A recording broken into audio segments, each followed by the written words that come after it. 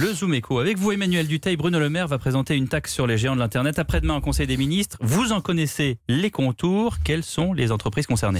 Eh bien, ce sont les entreprises du secteur technologique. Cette taxe va s'appliquer à celles qui font notamment de la publicité en ligne, à celles qui exploitent nos données personnelles.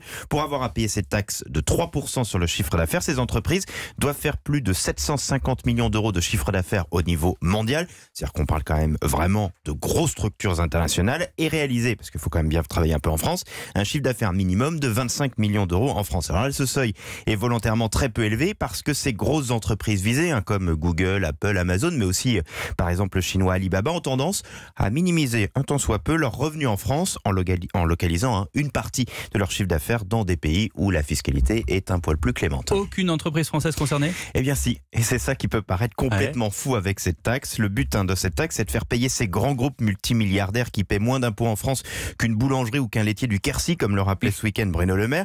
Mais même si elles sont peu nombreuses, on a quelques entreprises françaises concernées. Il y a par exemple Criteo. Alors c'est pas la plus connue, mais je peux vous dire qu'elle connaît tout sur vous sur Internet. Ça a été vraiment un véritable casse-tête, cette question des entreprises françaises à Bercy. Les équipes de Bruno Le Maire ont beaucoup travaillé pour tenter d'en limiter l'impact sur les entreprises tricolores. Si elles sont concernées, elles pourront déduire une partie de cette nouvelle taxe de leurs impôts. Une maigre consolation, c'est quand même un peu idiot même de penser à un système de déduction quand on crée une taxe. Ouais, je te donne et tu me rends.